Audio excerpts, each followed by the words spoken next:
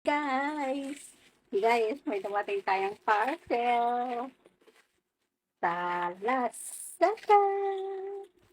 Buksan natin to guys. Buksan natin guys.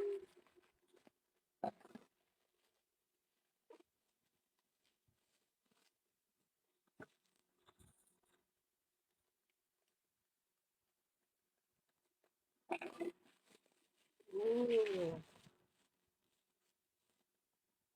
wow! Ang ganda ng pagka-package niya. Ayun! Conditioner to guys. Sabi dito,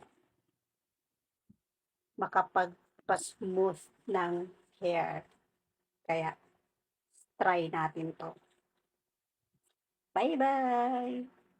Hello guys, ito na dumating na yung parcel natin. So, buy one take one siya. So, nabili ko lang siya ng 100 plus. So, tag 50 lang siya. So, itatry natin to kasi yung buhok natin is culoters. Medyo buhaghag siya. So, sabi doon, nakakatulong ito na hindi na magbubuhaghag yung hair. So, try natin. Subuksan natin po guys. Hindi na muna natin ito gagamitin. Pero sabi dito, mabango daw to. Maganda yung pagka-package niya. Legit na legit. Ayan, umangin natin. Meron pa, sa ano pa lang, mabango na siya. Oh, ayan siya guys, oh. Mabango siya, parang pamada. Ayun. So, kumuha tayo ng konti dito. As in, mabango siya. Tapos na akong maligo, pero ito lang yung lagyan natin. Ito lang. Ibababa daw to ng 5 minutes.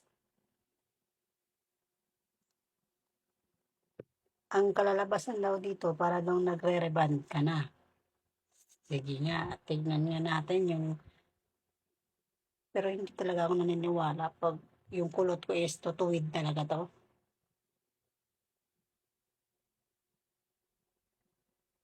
Mabango siya. As in, matagal ko na itong magagamit. 5 minutes ha, sabi.